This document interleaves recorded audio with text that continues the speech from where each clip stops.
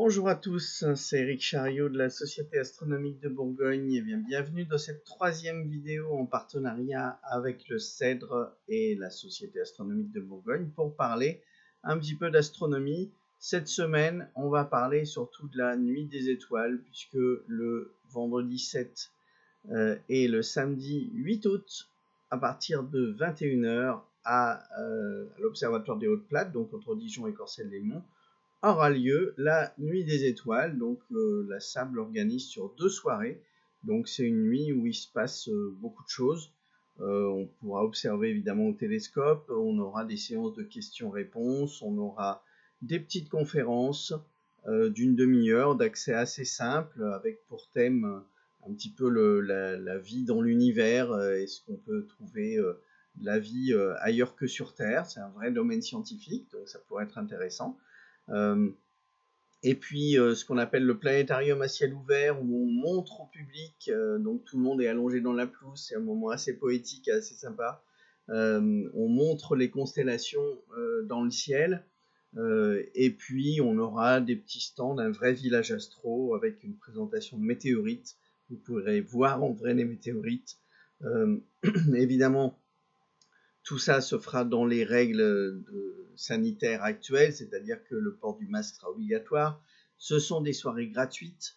On vous accueille dès le parking et en général, on passe une très bonne soirée. C'est vraiment l'événement très important de l'été pour la Société Astronomique de Bourgogne et pour tout le public. Et je vais vous raconter un petit peu le ciel qu'on verra ces 2 soirées-là pour vous préparer un petit peu à ces 2 soirées assez magiques dans une ambiance vraiment familiale, sereine. C'est ça qui est toujours impressionnant dans une soirée d'astronomie, c'est que on est au calme et tout se passe bien. Alors, pour vous présenter la soirée, je vais remettre évidemment notre petit logiciel habituel qui vous montrera les étoiles dans le ciel, donc le petit logiciel Stellarium, pour vous montrer à 21 h, vous voyez, le 7 août, le ciel, bon, il ne fait pas encore nuit. Alors, la soirée commencera par plutôt des petites questions-réponses. On sera là pour répondre à tout ce que vous voulez. À 21 h, vous voyez, il ne fera pas encore nuit, donc on n'observera pas tout de suite. On commencera à observer à partir de 22 h 30. Et puis, en attendant, vous pourrez toujours prendre une gaufre. On a des superbes gaufres à la fleur d'oranger qui font maintenant notre réputation. Il y a des gens qui s'activent pour faire la pâte à gaufres et c'est un vrai gros boulot, 150 litres de pâte à gaufres. Donc c'est vraiment quelque chose d'énorme. Alors, à 21 h, donc on ne voit pas encore grand-chose et puis petit à petit, on va voir le soleil se coucher. Voilà, on est vers le sud là, et puis quand le soleil se couche, qu'est-ce qu'on voit apparaître? Eh bien, les 2 choses qu'on voit apparaître en premier, évidemment, c'est les planètes Jupiter et Saturne. On en a déjà parlé dans la première vidéo. Jupiter qui sera le point le plus brillant du ciel à ce moment-là, pendant cette soirée-là, et Saturne qui sera juste à côté, qu'on voit très bien. Alors ces 2 astres qu'on voit très très bien briller. Vous voyez qu'à 22 h 40, on pourra commencer à vous montrer ces choses-là. Alors, ce qui est intéressant dans le ciel d'été, mis à part les planètes dont j'ai déjà parlé, donc je ne vais pas revenir trop dessus aujourd'hui, ce qui est intéressant, c'est ce qu'il y a pile au-dessus de vous. Vous voyez, vous avez un point là. Vous avez le point qui est vraiment ce qu'on appelle au zénith, c'est-à-dire pile au-dessus de vous. Quand vous regardez le ciel, vous êtes allongé dans l'herbe, le point qui est au-dessus de vous s'appelle le zénith. Eh bien, le zénith, c'est un peu le point de rencontre de 3 chemins dans le ciel d'été, avec notamment l'étoile Vega, qui sera la plus brillante étoile du ciel à ce moment-là, donc mis à part les planètes comme Jupiter qui seront plus brillantes, mais vous avez Vega ici, vous avez la tête du dragon ici, et vous avez Hercule qui est pile en face la tête du dragon. Et voilà, si je vous mets les traits, ce sera un petit peu mieux. Vous avez Hercule, vous voyez, qui est pile en face de la tête du dragon et qui est en train de donner un coup de pied dans la tête du dragon. Alors, je peux vous montrer, c'est toujours intéressant, avec les images. Bon, les constellations, c'est des inventions anciennes. Nous, on garde aujourd'hui les constellations de la mythologie grecque. Et donc, on va raconter avec tout ça des histoires de la mythologie grecque. Vous voyez, il y a très longtemps, il y a des gens qui se sont amusés à relier les étoiles entre elles pour dessiner des formes, des personnages, des animaux, et ils ont raconté avec ça les histoires de leur mythologie. Donc pour nous, c'est plutôt la mythologie grecque, mais il existait aussi des mythologies des Esquimaux, des constellations des Esquimaux, des Égyptiens, des Indiens d'Amérique, de tout ce que vous voulez, des Indiens. Donc il y a énormément de mythologies. Nous, on se fixe sur celle de la mythologie grecque. Donc vous voyez, pile au-dessus de nous, on a Vega avec la lyre, on a la tête du dragon qui est là en face, et puis la constellation d'Hercule, ici, l'homme le plus fort du monde, il est là, il ressemble à un trapèze. Et on arrive finalement à ces trois constellations, c'est-à-dire au zénith, avec ces trois constellations, par trois chemins différents que je vais vous présenter maintenant. D'abord, une chose qu'on reconnaît bien dans le ciel, c'est, même si j'enlève les figures et les traits, c'est, eh bien, vous l'avez vu ici, c'est la casserole. La casserole, c'est une partie seulement de la grande ours, donc ça, vous le repérerez sans problème. Vous regardez en ce moment du côté du nord-ouest, vous la repérerez sans problème. Alors, il y avait toujours notre petite comète qui était par ici, Neowise, mais là, elle sera vraiment de plus en plus faible, donc on aura du mal à la voir à l'œil. Ici, vous avez la casserole, et la casserole, ça n'est qu'une partie de ce qu'on appelle la grande ours. Pour voir la grande ours, il faut se dire que ça, c'est la queue de l'ours. Là, vous avez la patte arrière de l'ours avec deux griffes ici. Vous avez le ventre de l'ours, la patte avant de l'ours avec deux griffes ici, le cou, les petites étoiles de la tête avec le museau ici et les petites étoiles qui vont faire les yeux, les oreilles. Et vous revenez ici pour compléter l'ours. Et alors, si je vous mets les traits des constellations, évidemment, vous voyez mieux. Bon, alors, on ne voit pas forcément un ours non plus, mais c'est l'idée, c'est un peu stylisé. Vous avez la queue de l'ours, la patte arrière, la patte avant, la tête, etc. Donc ça, c'est la grande ours, donc on reconnaît bien, surtout grâce à la casserole. Alors, dans la mythologie grecque, c'était une princesse qui a été transformée en ours, et on avait son enfant, voilà, son enfant qui est la petite ours, en fait, qui est ici, juste au-dessus dans le ciel. Alors, comment on fait pour trouver la petite ours? C'est pas trop compliqué. On prend ces deux étoiles-là de la casserole, et puis on reporte 5 fois leur distance. 1, 2, 3, 4, 5, et on tombe sur une étoile ici, qui est ce qu'on appelle l'étoile polaire. Pourquoi l'étoile polaire? Parce que si on prolonge l'axe de la Terre, vous avez l'axe de la Terre qui passe par le pôle nord et par le pôle sud. Si vous prolongez cet axe dans le ciel, vous tombez sur un point qui sera au-dessus du pôle nord de la Terre. Donc, si on projette dans le ciel, c'est ce qu'on va appeler le pôle nord céleste. Et dans le prolongement de ce pôle nord céleste, eh bien, il y a cette étoile-là. Voilà.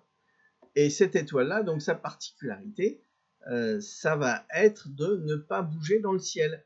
C'est un peu comme si vous étiez sur un tourniquet. Sur un tourniquet, vous regardez l'ensemble du paysage et vous voyez tout le paysage tourner, sauf un point qui sera au-dessus de vous, qui sera dans l'axe de votre tourniquet. Eh bien, nous, sur Terre, on est sur un tourniquet, et notre tourniquet, c'est la Terre tourne, donc au cours de la nuit, on va avoir l'impression que le ciel va tourner.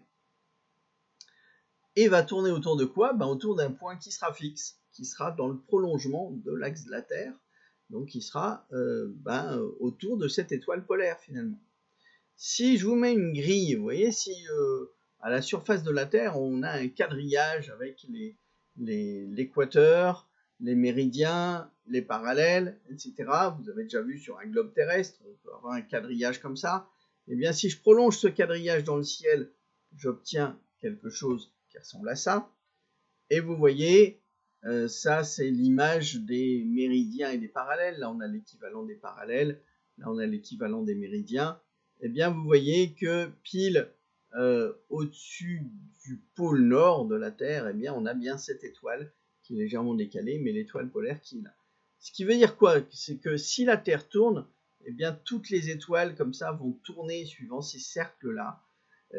Et donc, notamment, les étoiles de la Grande Ourse ici vont tourner autour de l'étoile polaire, alors que l'étoile polaire, elle restera toujours fixe, et fixe, eh bien, au-dessus du nord, c'est-à-dire que si je fais tourner, vous allez voir que pendant la nuit, on voit bien, alors on voit des satellites passer en ce moment, il y en aura clairement de plus en plus des satellites dans le ciel, donc ça c'est pas une bonne nouvelle, ça va gêner un petit peu l'observation, mais vous voyez, au fur et à mesure que la Terre tourne, eh bien on peut voir, au fur et à mesure que la nuit avance, on peut voir que la Terre tourne, donc pour nous, ça va être le ciel qui va tourner, et toutes les constellations, là, vont tourner autour de l'étoile polaire, qui elle restera fixe, et vous indiquera le nord.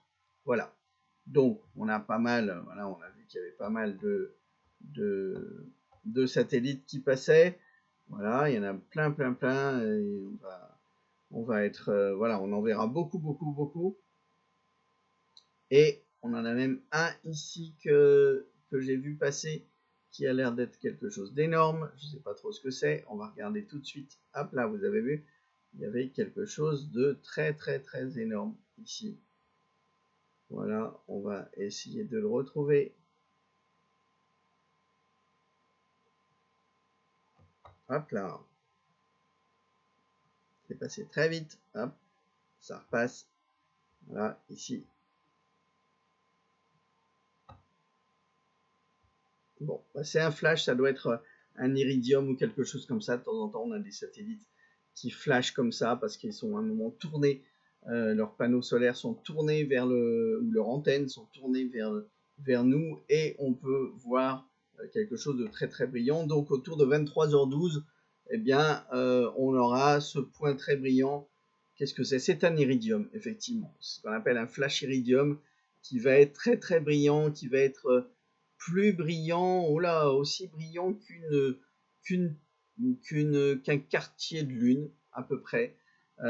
Donc, eh bien, regardez autour de 23h12, 23h13, ça va éclairer un peu notre soirée. On aura un flash iridium vers le nord, pile vers le nord, un point très brillant, quelque chose de très brillant qui va flasher pendant juste quelques secondes comme ça dans le ciel. Alors, revenons à nos constellations. On a donc la casserole qui est ici.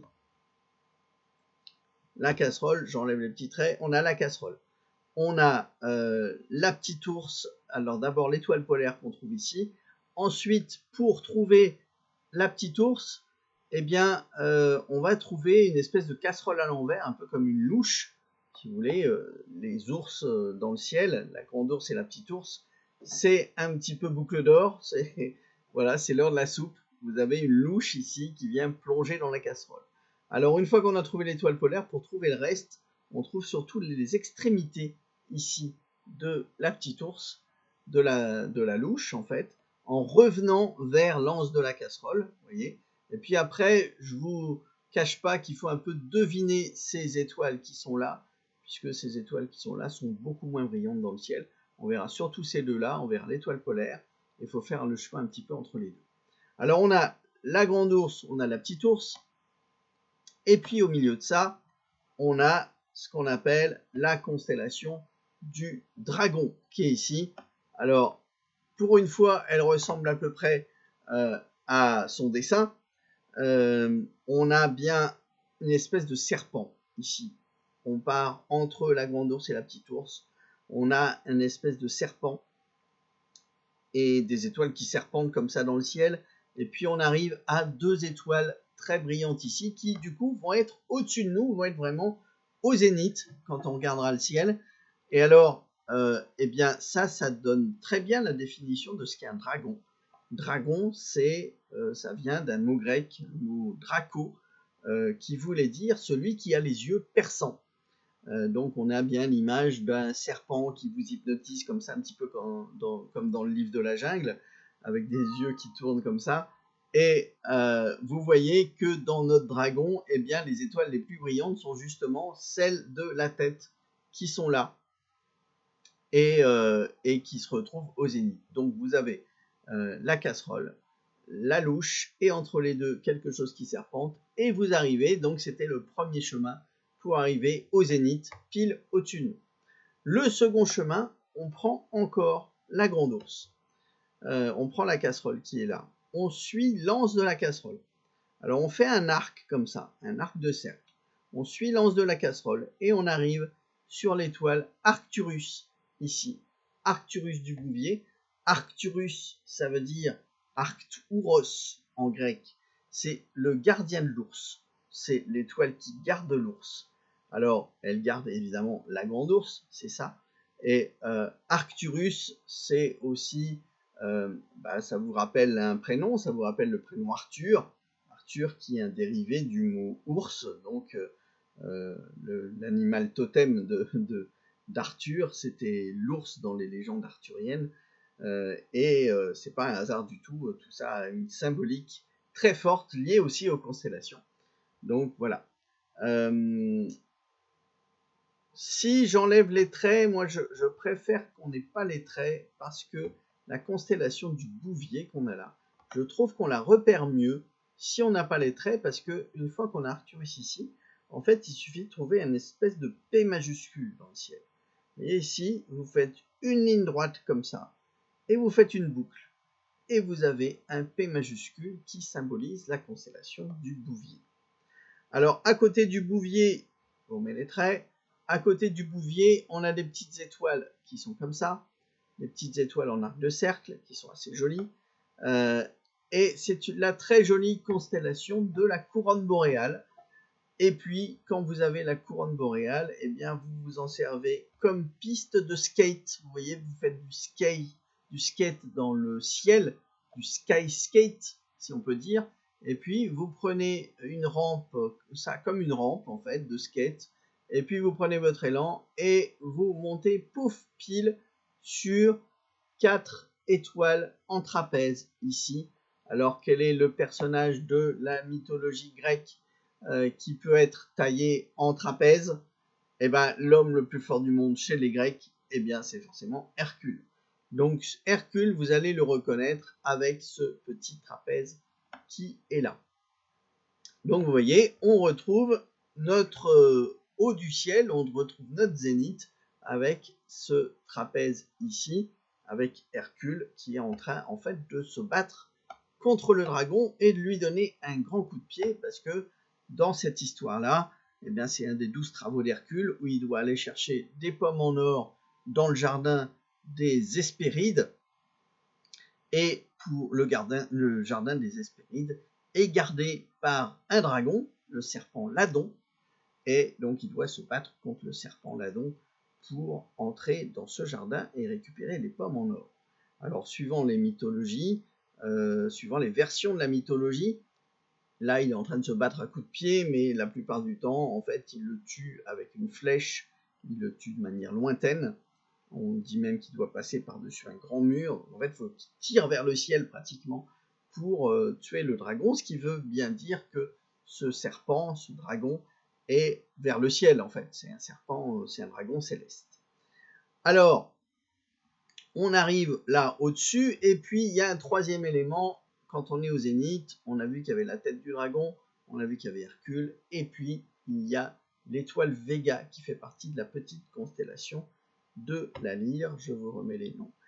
Et la constellation de la Lyre fait partie d'un ensemble de 3 étoiles de 3 constellations avec 3 étoiles brillantes ici, qui sont les 3 étoiles du triangle d'été, ce qu'on appelle le triangle d'été, que vous allez trouver au-dessus de vous entre le sud et le sud-est à 23h20, donc quand il commencera à faire bien nuit.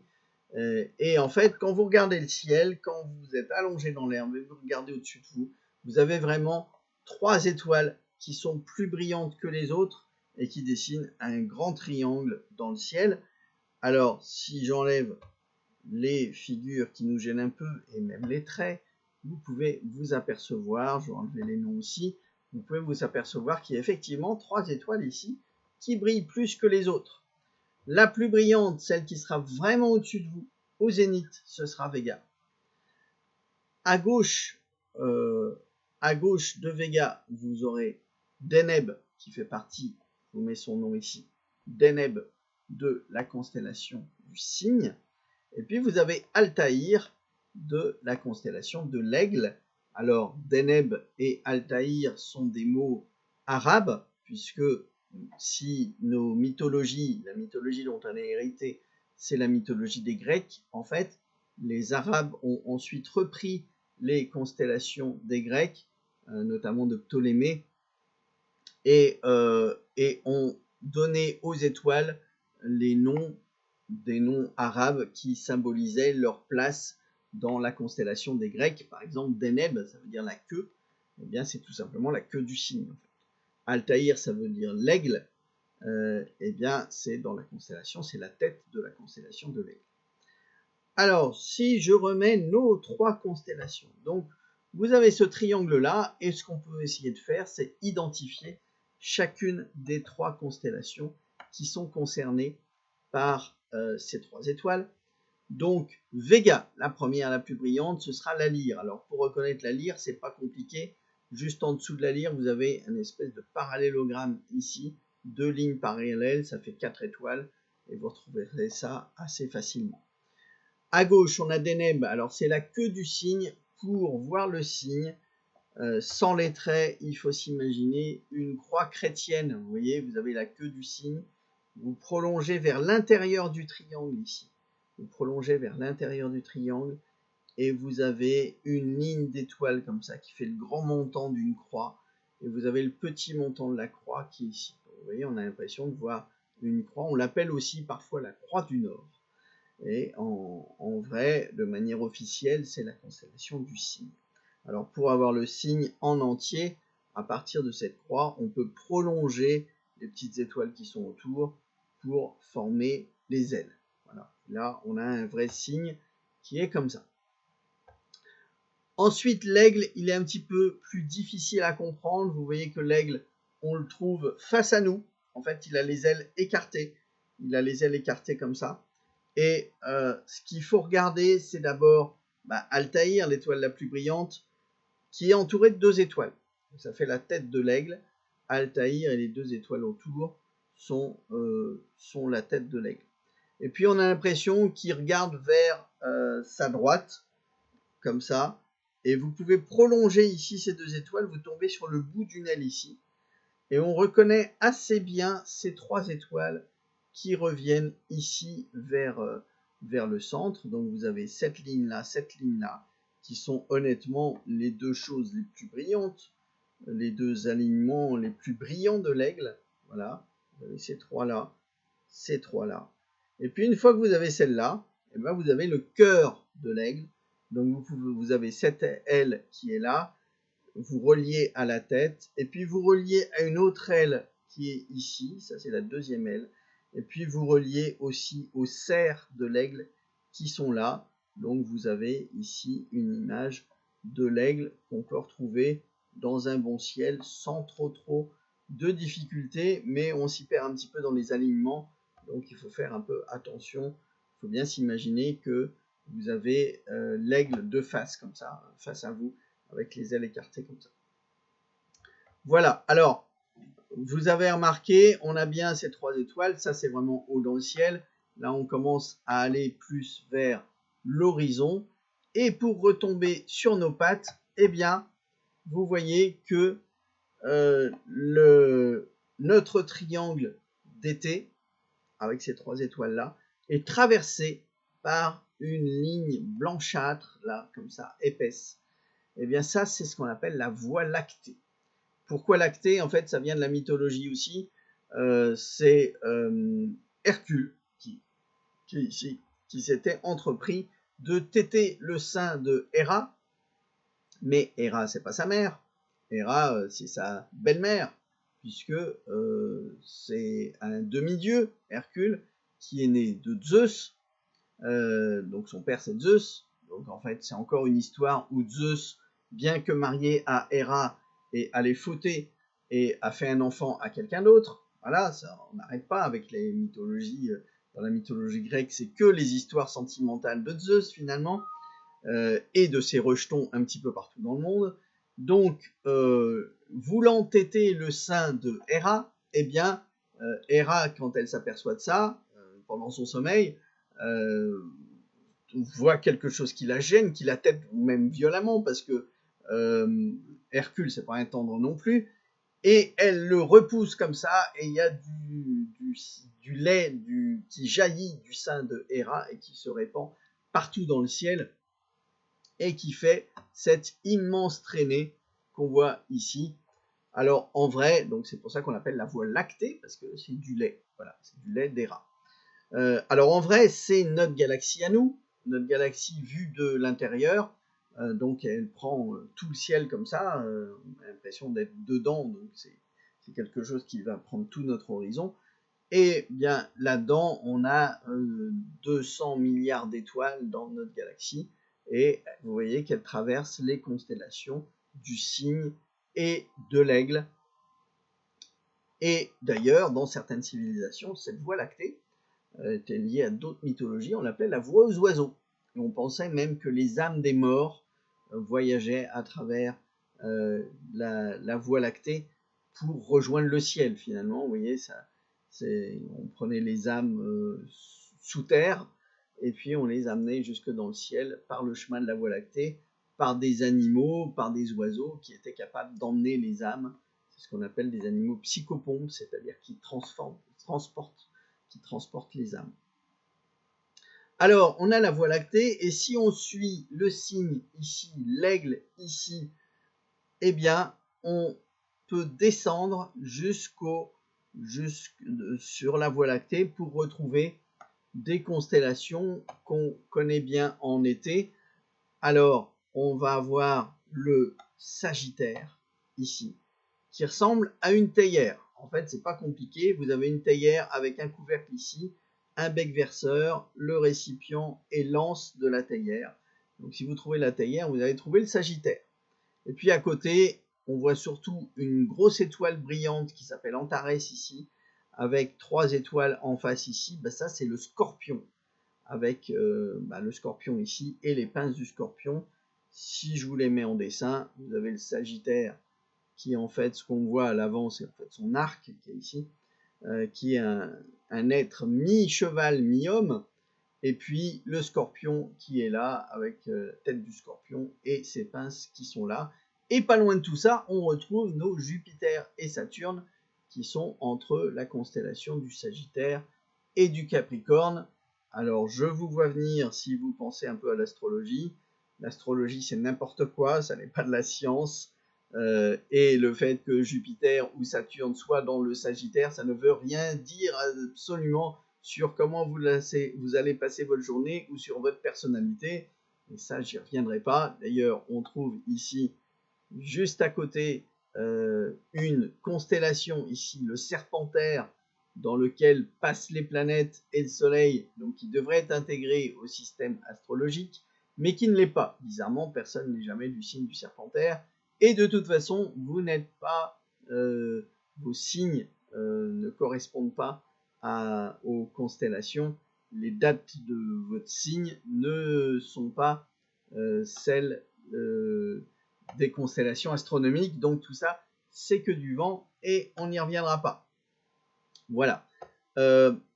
Alors, eh bien, on a fait une bonne partie du ciel d'été. Là, si vous avez tout ça, si vous arrivez à arriver au zénith par la tête du dragon Hercule, la Lyre avec Vega et que vous trouvez le triangle d'été qui est là, avec Deneb, voilà, le triangle d'été qui est là, et que vous descendez la Voie lactée et que vous retrouvez le Sagittaire et le Scorpion, bah vous avez fait quand même pas mal de choses.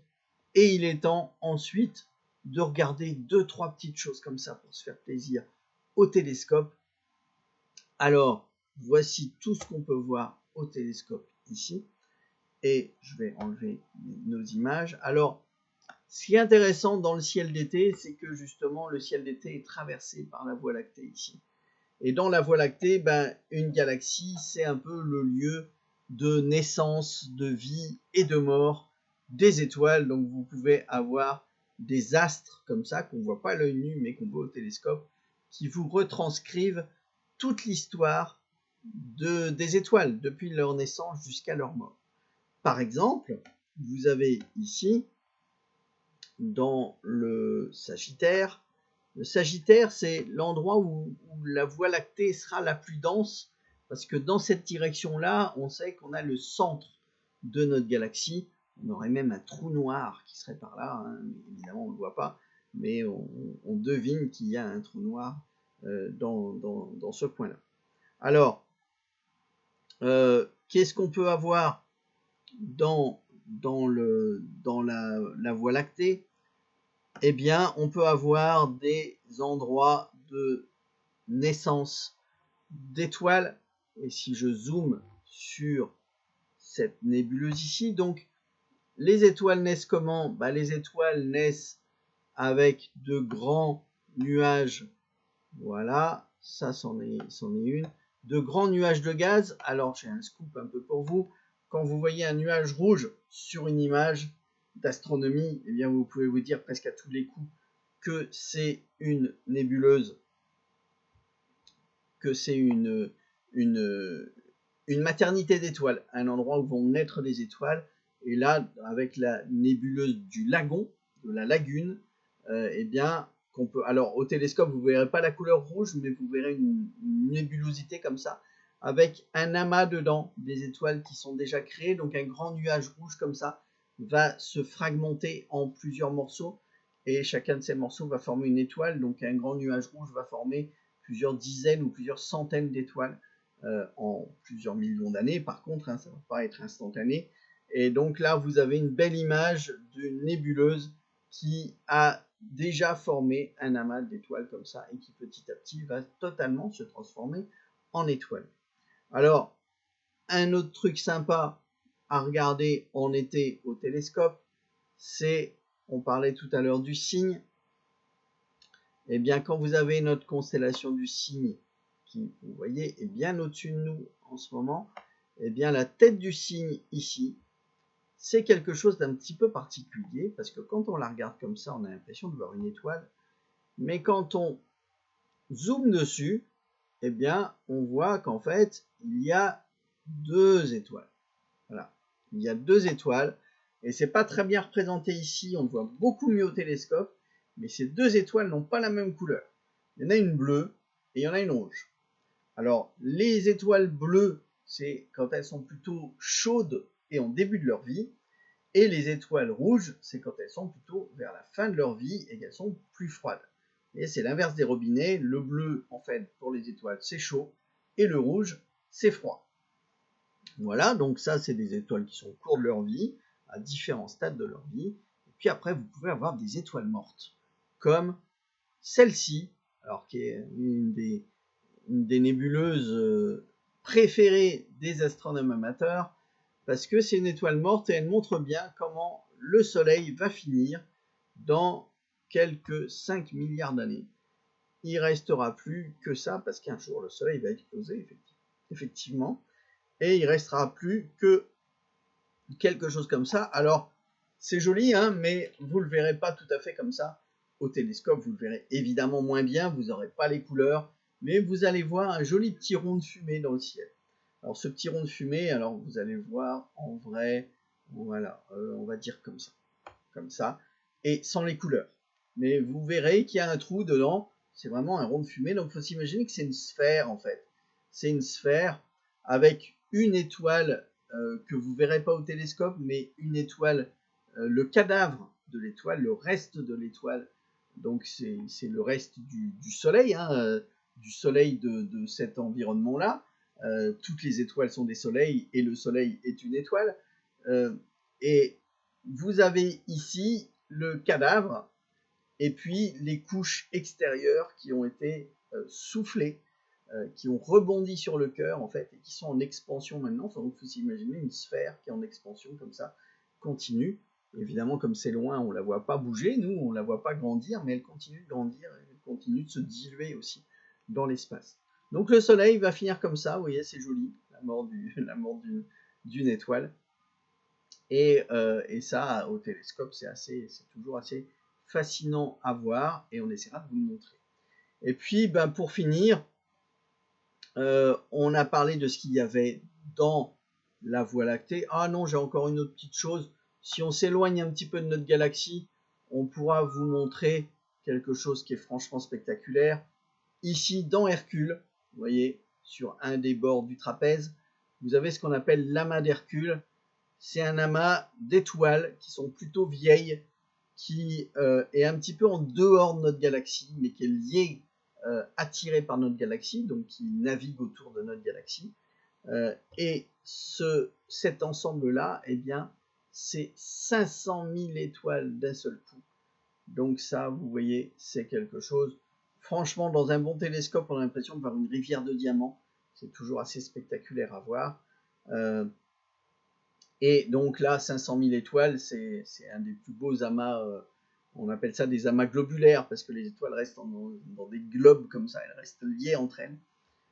Et ça, on peut même le voir à l'œil nu quand on est dans un bon ciel, mais au télescope, évidemment, c'est beaucoup plus flamboyant. Et si on s'éloigne encore un peu de notre galaxie, ça c'est légèrement en dehors de notre Voie lactée, si on s'éloigne encore un peu plus, eh bien, on peut tomber sur d'autres galaxies. Et notamment, on sait que ici, voilà, il y en a deux qui sont ensemble, deux galaxies qui sont pas loin de la Grande Ourse, vous voyez, ça c'est une étoile de la Casserole, et si on les regarde au télescope, eh bien, une galaxie, ça ressemble à ça. Là, vous avez deux galaxies. Alors, ce qui est intéressant, c'est qu'on peut voir les deux dans le même champ. Et vous voyez qu'il y en a une qu'on verra plutôt par la tranche. Elle est régulière, on verra un trait comme ça dans le ciel. Et puis une autre qu'on voit de 3/4, comme ça, on voit bien ses bras. On voit ses bras spiraux. Alors, encore une fois, au télescope, on ne verra pas aussi nettement.